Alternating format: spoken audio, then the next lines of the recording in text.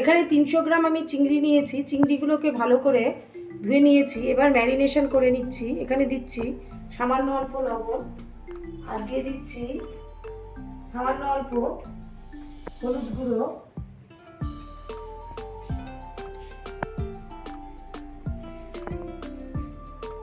আর দিয়ে দিচ্ছি একটা স্লাইস করে কেটে নেওয়া পাতিলেবুর রস।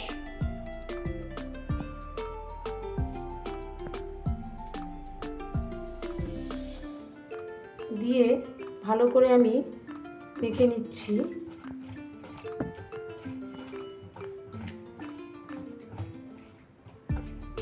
এবার এটা আমি 10 মিনিটের জন্য ঢেকে রাখছি।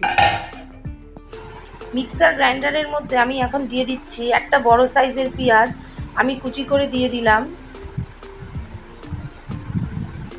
দিয়ে দিচ্ছি অর্ধেকটা টমেটো, দিয়ে দিচ্ছি 1 ইঞ্চির মতো আদা, দিয়ে দিচ্ছি 2 কোয়া রসুন, আর দিচ্ছি 5-6টা কাঁচা লঙ্কা। দিয়ে আমি একটি মিহি পেস্ট তৈরি করে নিচ্ছি।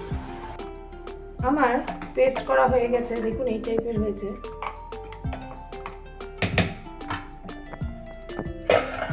এবার ঢাকনাটা সরিয়ে দিলাম। 10 মিনিট পর এবার আমি চিংড়ি মাছগুলোকে ভেজে নিচ্ছি। কড়াইতে আমি দিয়ে দিয়েছি 3 চামচের মতো সরষের তেল। সরষের তেল ভালো করে গরম হয়ে গেলে এবার আমি চিংড়ি মাছগুলোকে ভেজে নেব। হাই ফ্লেমে আমি চিংড়ি মাছগুলোকে 1 মিনিটের জন্য ভেজে নেব। চিংড়ি মাছ অত ভাজার দরকার নেই, সামান্য অল্প ভাজলেই হবে।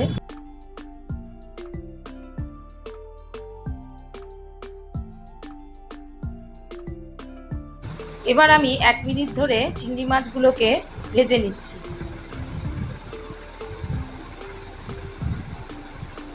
1 মিনিট ধরে ভাজা আমার প্রায় কমপ্লিট হয়ে এসছে। এবার আমি বাটির মধ্যে নামিয়ে নেব।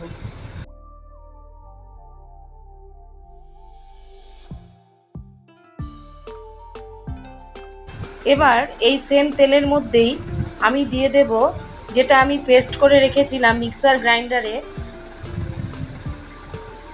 সমস্ত পেস্টগুলোকে আমি দিয়ে দিলাম।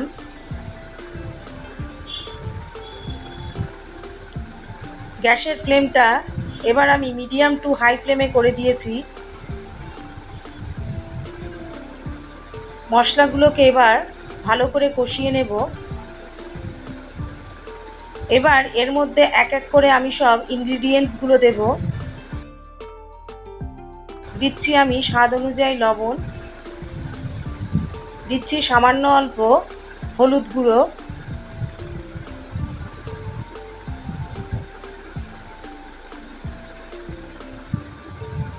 দিচ্ছি 4 ভাগের 1 ভাগ জিরের গুঁড়ো,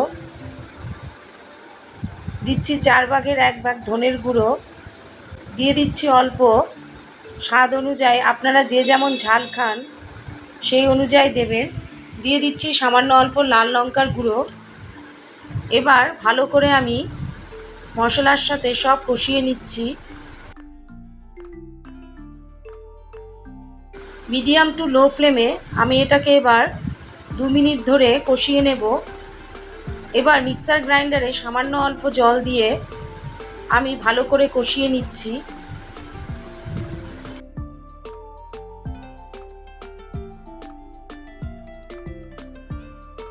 দেখুন আমার ভালোভাবে কষানো হয়ে গেছে, সাইড থেকে তেল ছাড়তে শুরু করেছে। এবার আমি এর মধ্যে ভেজে রাখা চিংড়ি মাছগুলো দিয়ে দেব।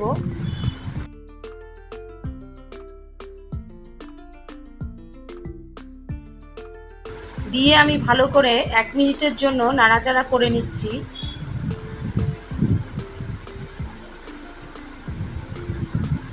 এবার এর মধ্যে আমি দেব হাফ কাপের মতো গরম জল।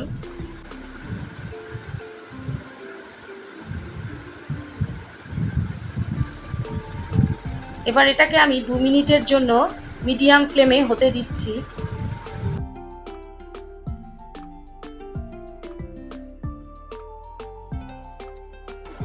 এটা আপনাদের গরম গরম ভাতের সাথে খেতে বেশ ভালো লাগবে এবং চটজলদি এটা বেশ তৈরি হয়ে যায়। এরপরে এর মধ্যে আমি দিয়ে দিচ্ছি সামান্য অল্প চিনি। এটা আপনারা অপশনাল, এটা দিতেও পারেন নাও দিতে পারেন। যেহেতু টক ভাব আছে, একটু টমেটো দিয়েছিলাম, সেজন্য একটু ব্যালেন্স করার জন্য আমি এই চিনিটা দিলাম। এরপরে আমি দিয়ে দিলাম হাফ চামচের মতো গরম মশলা, দিয়ে ভালো করে মিশিয়ে নিচ্ছি। আমার চিংড়ি মাছের মশলা ফ্রাই পুরোপুরি রেডি হয়ে গেছে। আমি এবার গ্যাসের ফ্লেমটা বন্ধ করে একটি প্লেটের মধ্যে নামিয়ে নিচ্ছি। চিংড়ি মাছের দেখুন, আমার চিংড়ি মাছের মশলা ফ্রাই তৈরি হয়ে গেছে। এটা আপনারা গরম গরম ভাতের সাথে ট্রাই করে দেখুন, অবশ্যই ভালো লাগবে।